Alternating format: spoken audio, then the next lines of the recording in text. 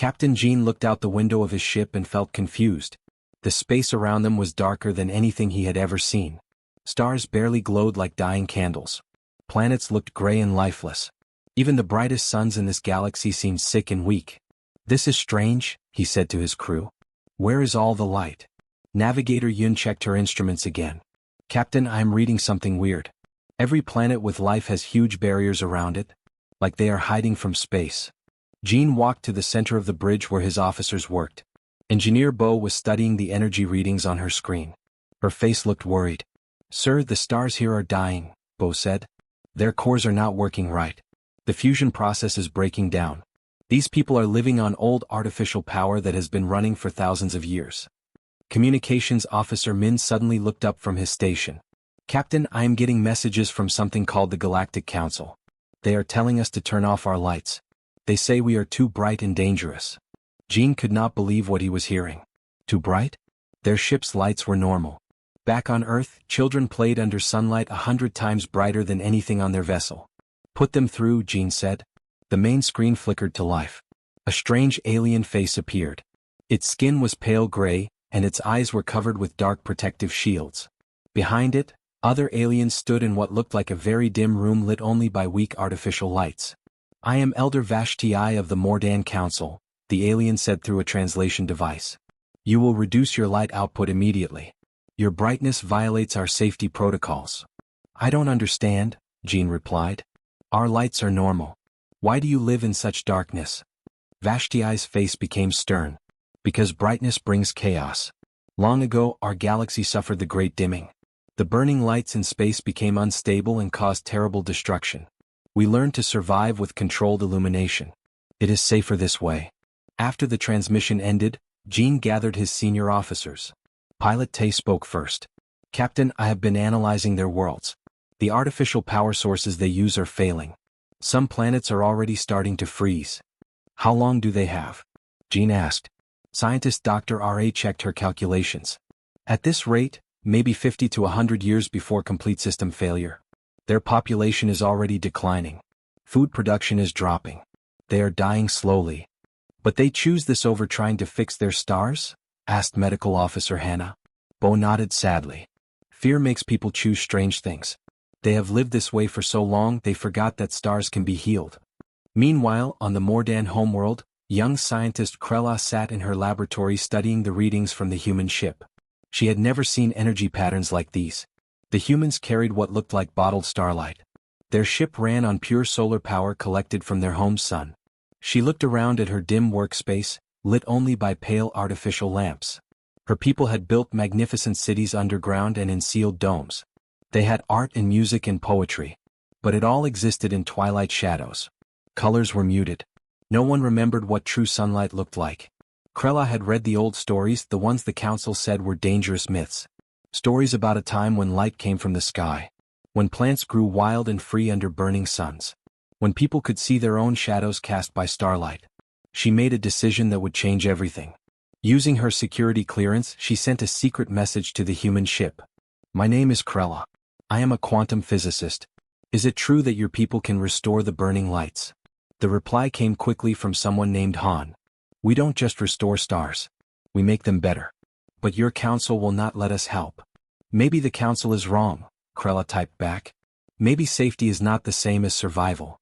On the human ship, Captain Jean studied the star charts of this galaxy. 13 different species lived here.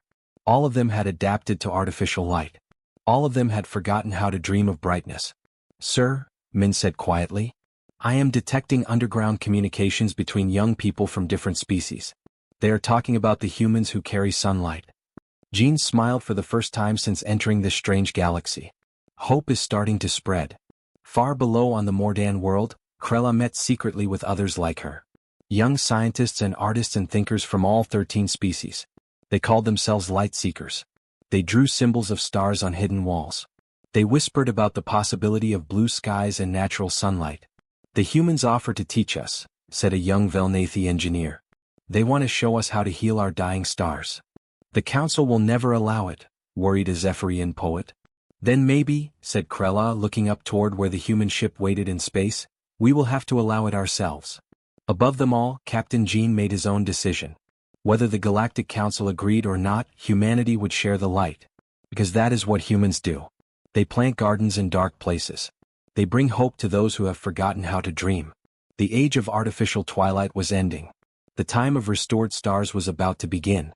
The meeting room on the human ship was brighter than anything the alien delegates had ever experienced. Elder Vashti and her group wore thick dark glasses and moved very slowly.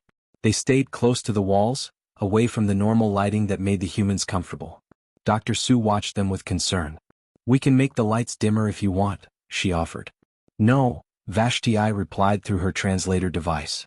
"We must see how you live with such dangerous brightness. It will help us understand the threat you represent." Captain Jean sat across from the delegation.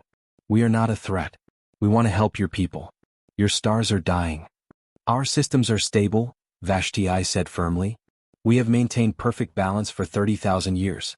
The artificial suns work well. The enclosed cities protect us. We do not need your chaotic light." Pilot Tay pulled up a holographic display showing the galaxy's energy readings. "But look at these numbers. Your power sources are failing. Some worlds are already losing heat. Your people are getting sick from lack of proper light." A younger alien in the group leaned forward. This was Krella, though she had not introduced herself. Her eyes were fixed on the display. "These readings, they show our quantum stabilizers are weakening?" "Yes," said Engineer Bo, "your artificial suns cannot last forever. The energy patterns are breaking down. You need to restore your natural stars or find new power sources." Vashti stood up quickly. "Enough. We did not come here to listen to fear stories. We came to warn you. Your brightness is already affecting our outer worlds. Plants that have been dormant for millennia are trying to grow. Our people are becoming restless. They ask dangerous questions." "Questions like what?" asked Jean. "They ask why we live in darkness when light exists. They wonder what the sky looked like before the Great Dimming. Some even ask if the old stories about blue skies and yellow suns might be true." Vashti's voice showed anger and worry. "These thoughts bring only chaos." After the official meeting ended, something unexpected happened. As the alien delegation prepared to leave, young Krella stayed behind. She looked nervous but determined. "I need to speak with your engineers," she whispered to Dr. Sue. Privately. Dr. Sue led her to a small room where Engineer Han was working. Krella stared at the devices around her. Everything was powered by clean solar energy collected from Earth's sun. "Is it true?" Krella asked. "Your people actually live under burning stars?" Han nodded. "Our home sun is much brighter than anything I have seen in your galaxy. Our people work and play under natural sunlight every day. Children swim in lakes that reflect blue sky. Farmers grow food in open fields." Krella touched one of the solar collectors. "And this does not cause chaos?" "Why would it cause chaos?" asked Medical Officer Hannah, who had joined them. "Light helps things grow. It gives energy and health. It makes colors bright and beautiful. But the Great Dimming?" Krella began. "Tell us about the Great Dimming," Han said gently. Krella looked around to make sure no one else was listening. "Long ago, all the stars in our galaxy began to fail at once. The quantum fields that hold stellar cores together became unstable. Billions died as worlds froze or burned. The survivors built underground cities and artificial suns. The Council says it happened because our ancestors were careless with stellar energy." Dr. R.A., who had been listening from the doorway, stepped forward. "But what if the Great Dimming was not caused by carelessness? What if it was a natural disaster that could be fixed?" "Fixed." Krella's voice was full of hope and fear. "We have technology to stabilize stellar fusion," R.A. explained. "We could help restore your stars safely. Make them stronger than before." That night, Krella could not sleep. She contacted other young scientists from different species through secret channels. The news spread quickly. The humans offered not just light, but hope. On the Velnathi homeworld, artist Zinera painted her first picture in bright colors after meeting with the humans through quantum communication. The painting showed something no one had seen in thousands of years: a sun rising over mountains. On the Zephyrian station, Engineer Poltek studied human fusion technology and realized it could work with their quantum harmonics. Together, they might create something better than either species had alone. But the Galactic Council was watching. Elder Vashti called an emergency session. "The contamination is spreading," she announced to the assembled leaders. "Our young people are being poisoned by dangerous ideas. They speak of restoring the burning lights. Some even want to remove the atmospheric barriers from their worlds." "What do you suggest?" asked Council Leader Mordak. We declare the humans a stellar plague. We mobilize all defense fleets. We remove this threat before it destroys everything we have built. However, what the council did not know was that their own fleet commanders were having secret meetings.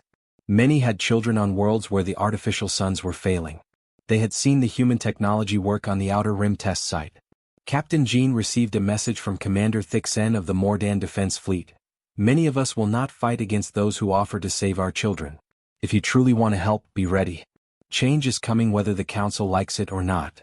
Jean looked out at the dying stars of this strange galaxy and smiled. Sometimes the best way to fight darkness was not with weapons, but with light itself. The revolution had begun and it was powered by hope. The abandoned mining station floated in the darkness near a dying red star. Dr. R.A. had never worked in such strange conditions before. The laboratory they built was a mix of human technology and alien science that should not have worked together, but somehow did. Krella handed R.A. a quantum stabilizer that glowed with soft blue light. This device can hold stellar energy in a stable pattern, she explained. But it has never been used to restart a dead star. And this, said R.A., showing a cylindrical fusion igniter, can jumpstart stellar cores. But only if the quantum field is stable first. Around them, volunteers from 6 different species worked together. Velnathi artist Zenera used her people's ability to see quantum patterns to guide the energy flow. Zephyrian engineer Poltek sang the harmonic frequencies needed to tune the stabilizers. Even old Mordan technician Vextar, who had served on the council for decades, helped them calculate stellar mass equations.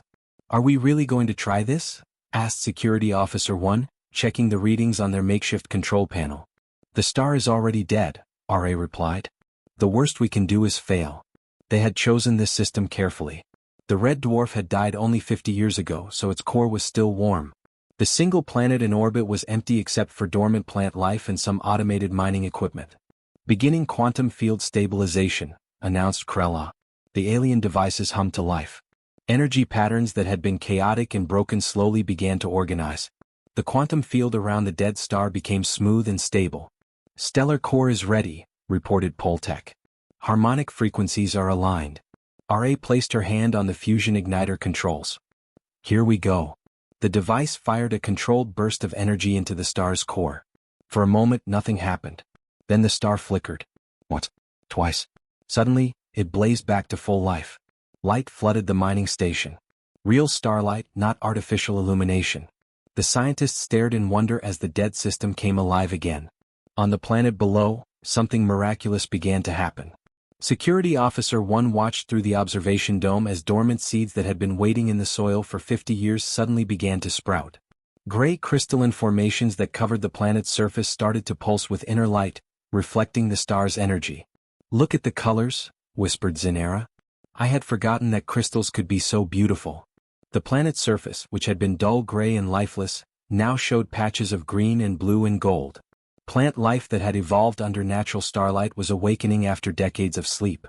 But the most amazing thing happened when the first native creatures emerged from deep underground shelters. Small lizard-like beings that had hidden when their star died came out to feel sunlight on their skin again. They made sounds that the scientists realized were songs of joy.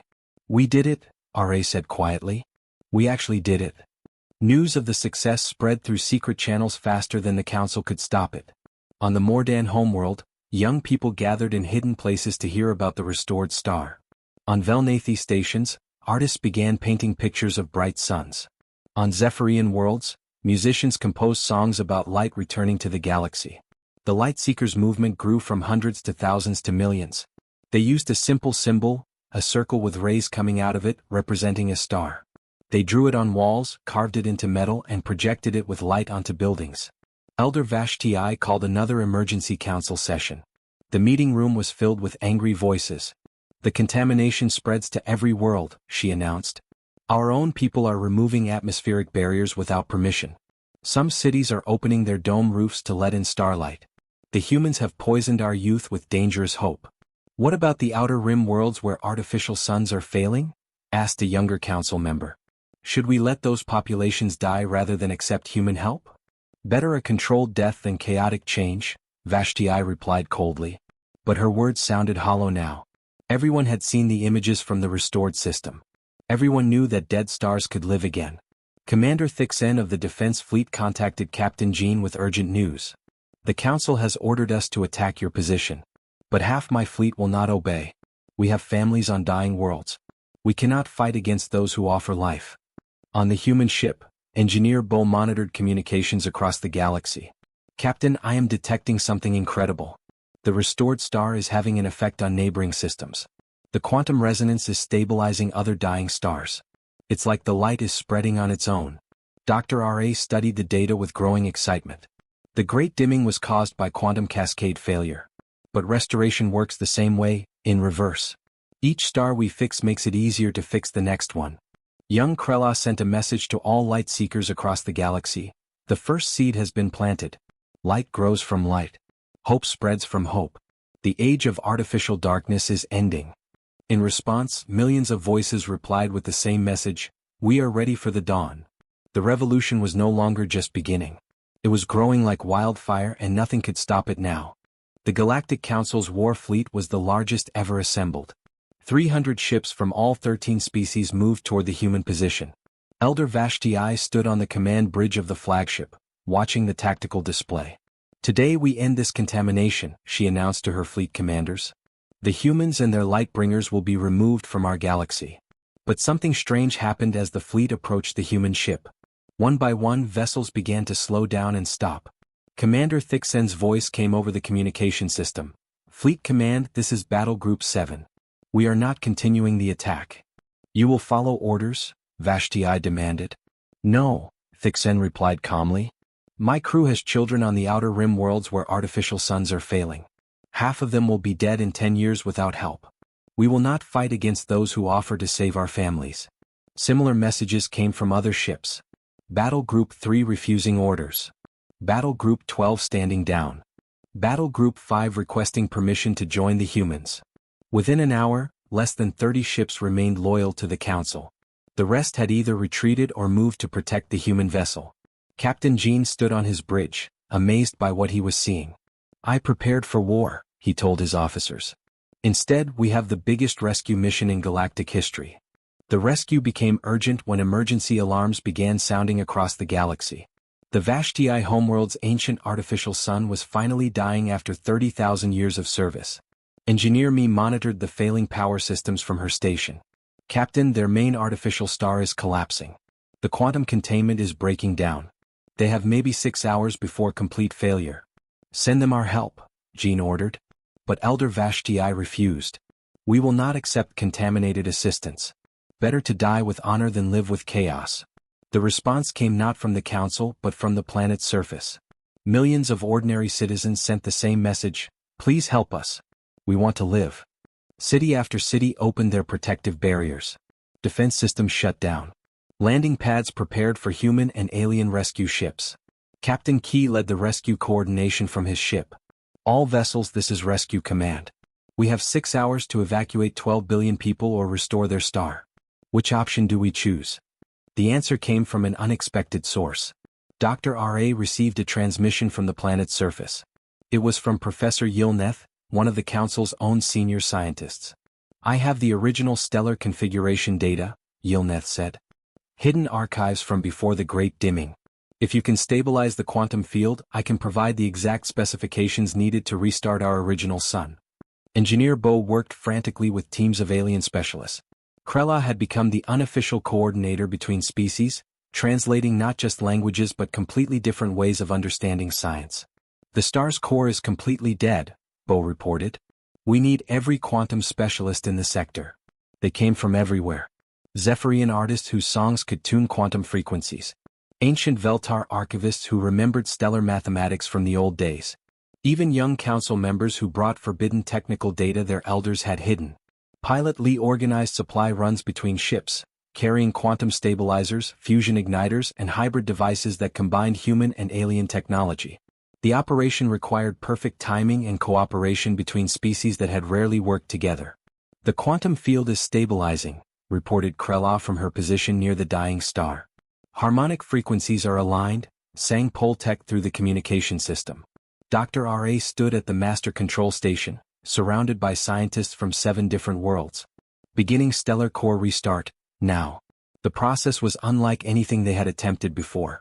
Instead of one species technology, They used the combined knowledge of all 14 civilizations. Human fusion techniques provided the power. Alien quantum science provided the stability. Ancient archives provided the original stellar design. For 18 hours they worked together. The dying artificial sun flickered and went dark. For a terrifying moment, the Vashti homeworld was plunged into complete darkness. Then their original star, dead for 30,000 years, suddenly blazed back to life. The transformation was immediate and incredible. Natural sunlight touched the planet's surface for the first time since the Great Dimming. Architecture began to change as quantum-responsive materials reacted to stellar radiation. Extinct plants regenerated from seeds that had waited underground for millennia. Citizens poured out of their enclosed cities to stand under open sky. Many had never seen their own shadows cast by starlight. Children pointed at blue sky and asked what it was called.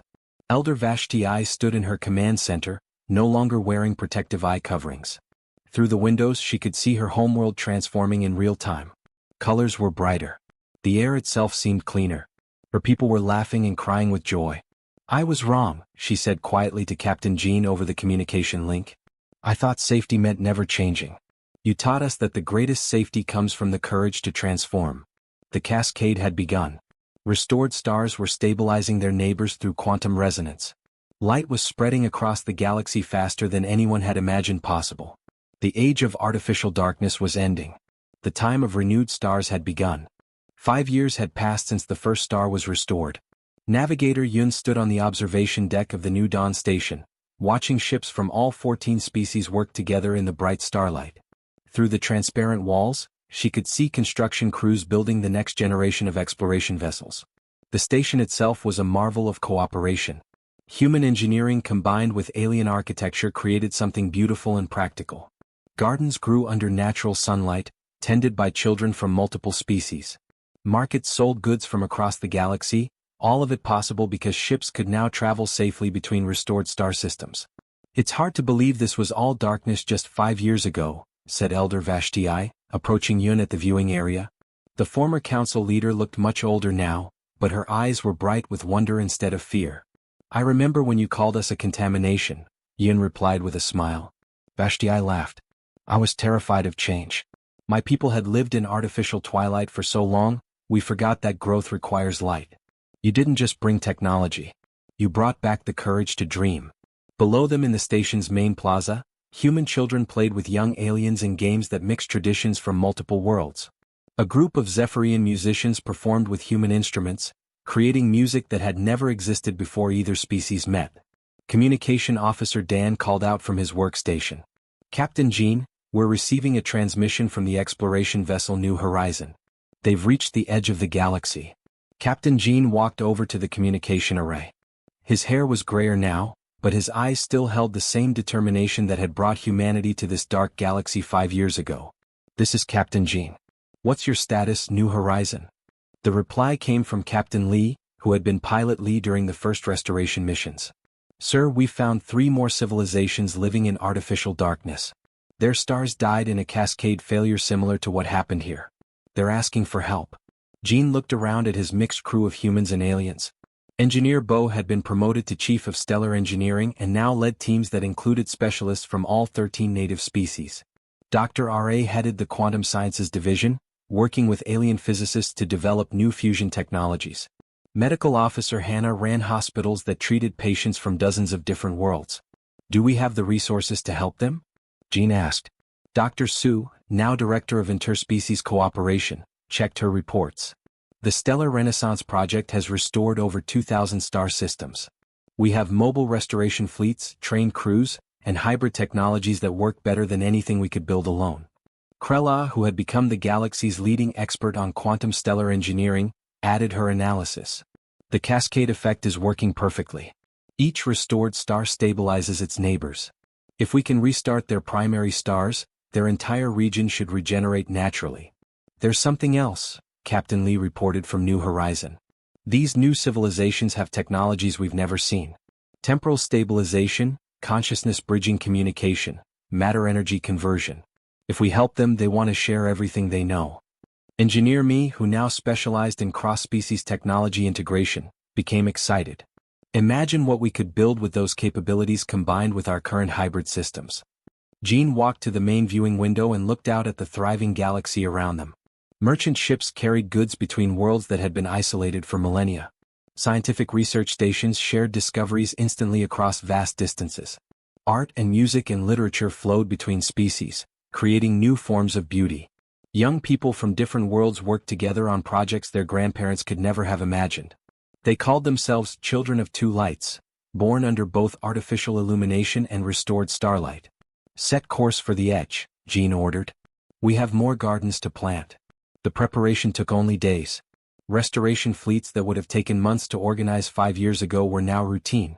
Humans, Mordon, Velnathi, Zephyrians, and others worked together as smoothly as parts of the same machine. Pilot Tay, now commanding his own restoration ship, filed his final report before departure. 27 vessels ready for deep space stellar restoration. Mixed crews from all participating species. Hybrid technologies tested and operational. Expected mission duration, 2 years.